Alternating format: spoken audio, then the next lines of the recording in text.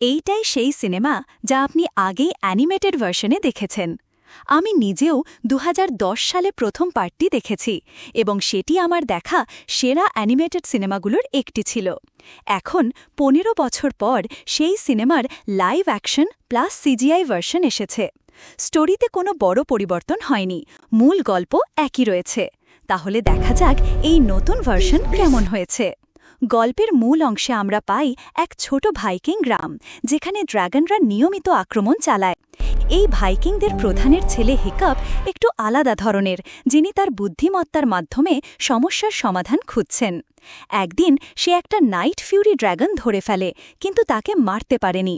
এরপরই শুরু হয় তাদের বন্ধুত্বের গল্প। লাইভ অ্যাকশনের ভিজুয়ালস বেশ ভালো লেগেছে, বিশেষ করে ড্রাগনগুলোর সিজিআই কাজ অনেকটা রিয়েলিস্টিক এবং সুন্দর।